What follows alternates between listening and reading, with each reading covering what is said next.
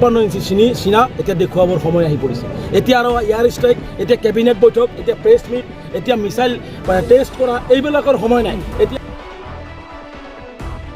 এতিয়া আমি বিচাৰিছোঁ ভাৰতৰ প্ৰধানমন্ত্ৰীয়ে 56 ইঞ্চি চীনা দেখুৱাই পাকিস্তান আৰু সন্ত্ৰাসবাদীসকলক বুজাই দিব লাগে, গুলিৰ জবাব গুলিৰে দিব লাগে।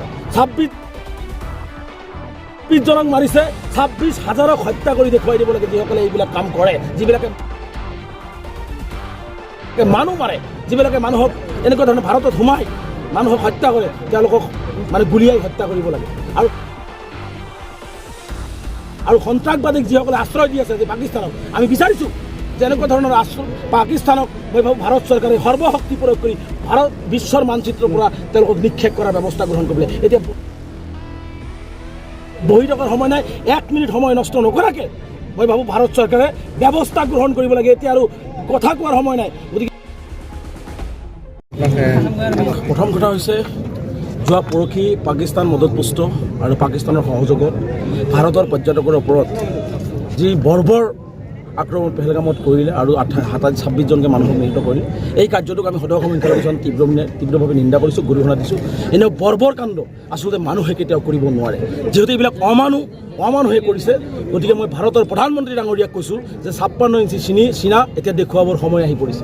এতিয়া আৰু এয়াৰ ষ্ট্ৰাইক, এতিয়া কেবিনেট বৈঠক, এতিয়া প্ৰেছ মিট, এতিয়া মিছাইল টেষ্ট কৰা, এইবিলাকৰ সময় নাই। এতিয়া আমি বিচাৰিছোঁ ভাৰতৰ প্ৰধানমন্ত্ৰীয়ে 56 ইঞ্চি চীনা দেখুৱাই পাকিস্তান আৰু সন্ত্ৰাসবাদীসকলক বুজাই দিব লাগে, গুলিৰ জবাব গুলিৰে দিব লাগে। 26 জনক মাৰিছে, 26,000ক হত্যা কৰি দেখুৱাই দিব লাগে যিসকলে এইবিলাক কাম কৰে, যিবিলাকে মানুহ মাৰে, যিবিলাকে মানুহক এনেকুৱা ধৰণৰ ভাৰতত সোমাই মানুহক হত্যা কৰে, তেওঁলোকক মানে গুলিয়াই হত্যা কৰিব লাগে। আৰু সন্ত্ৰাসবাদীক যিসকলে আশ্ৰয় দি আছে যে পাকিস্তানক, আমি বিচাৰিছোঁ যে এনেকুৱা ধৰণৰ পাকিস্তানক মই ভাবোঁ ভাৰত চৰকাৰে সৰ্বশক্তি প্ৰয়োগ কৰি বিশ্বৰ মানচিত্ৰৰ পৰা তেওঁলোকক নিক্ষেপ কৰাৰ ব্যৱস্থা গ্ৰহণ কৰিবলৈ। এতিয়া বহি থকাৰ সময় নাই, 1 মিনিট সময় নষ্ট নকৰাকৈ মই ভাবোঁ ভাৰত চৰকাৰে ব্যৱস্থা গ্ৰহণ কৰিব লাগে। এতিয়া আৰু কথা কোৱাৰ সময় নাই। গতিকে যদি চৰকাৰে ব্যৱস্থা গ্ৰহণ নকৰে, তেনেহ'লে মই ভাবোঁ যে গৃহমন্ত্ৰীয়ে পদত্যাগ কৰাটো উচিত। কাৰণ ইমান ডাঙৰ এটা বৰ্বৰ ঘটনা হোৱাৰ পিছতো এতিয়ালৈকে কিয় সন্ত্ৰাসবাদীৰ ওপৰত আক্ৰমণ চলোৱা হোৱা নাই?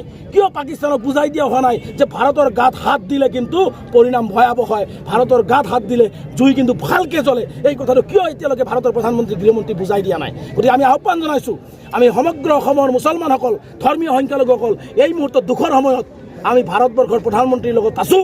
গতিকে ভাৰতবৰ্ষৰ প্ৰধানমন্ত্ৰীয়ে শক্তি প্ৰয়োগ কৰি সন্ত্ৰাসবাদীসকলক একেবাৰে মেৰুদণ্ড ভাঙি মানে উঘালি পেলাব লাগে। এই কাম আমাৰ ভাৰত চৰকাৰ কৰিবৰ কাৰণে আমি আহ্বান জনাইছোঁ। এই মুহূৰ্তত সমগ্ৰ অসমবাসী ৰাইজৰ লগতে ভাৰতবাসী ৰাইজক আহ্বান জনাইছোঁ, যিটো আমাৰ কাৰণে খুব মৰ্মান্তিক ঘটনা হৈছে।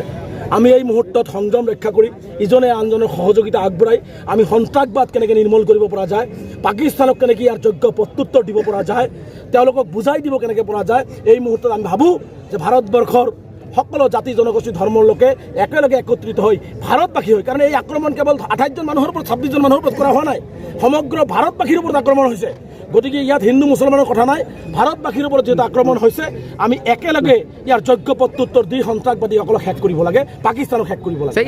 ইউডিএফৰ MLA অলপ আমি দুটা এজেণ্ডা লৈ আজি আমাৰ এইটো পূৰ্ব নিৰ্ধাৰিত এটা এজেণ্ডা আছিল, ৱাকফ আইন আমি লৈ যিটো আমি মানি থকা নাই, যিটো আইন আমি নামানো, যিটো আইন বাতিল কৰা দাবী উত্থাপন কৰিছোঁ, এইটো সভা আমি আগতীয়াকৈ আমাৰ এইটো ডেট আছিলে। গতিকে সেই সভা আজি হৈছে।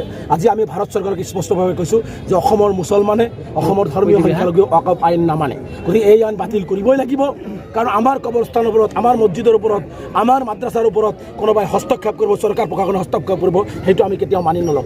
স্পষ্টভাৱে আমি আজি এই প্ৰতিবাদ কৰিছোঁ এইকাৰণে যে আমি এই আইনৰ বিৰোধিতা কৰিছোঁ আৰু এই আইন আমি নামানো।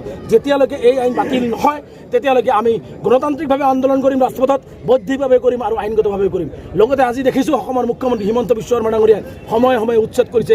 আজি সংস্থাপনৰ ব্যৱস্থা নাই, মেডিকেলৰ চহৰ অঞ্চলৰ 4টা ছিট আছিল, সেইবিলাক কাটি দিছে, সেইবিলাকক বাহাল ৰাখিব লাগে, চহৰৰ মাটিৰ পথ কৰিব লাগে।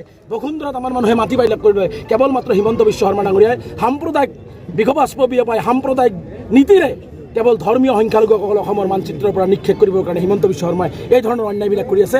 ইয়াৰ যোগ্য প্ৰত্যুত্তৰ দিবৰ কাৰণে আমি প্ৰতিবাদী সভা কৰিছোঁ আৰু হিমন্ত বিশ্ব শৰ্মাক কৈছোঁ, আমাৰ ওপৰত যিবিলাক অন্যায় কৰা হৈছে, আমি যিবিলাক দাবী দিছোঁ, সেই দাবীসমূহ পূৰণ কৰক, অন্যথাই হিমন্ত বিশ্ব শৰ্মা ডাঙৰীয়াই কিন্তু অসমৰ বুকুত সংখ্যালঘুসকলৰ এক ভয়াৱহ আন্দোলনৰ সন্মুখীন হ'বৰ কাৰণে সাজু থাকিবৰ কাৰণে আহ্বান জনাইছোঁ। মই এটাই আহ্বান জনাম, সংখ্যালঘু ৰাইজ এই মুহূৰ্তত নিৰ্বাচন কেন্দ্ৰিক হ'ব নালাগে।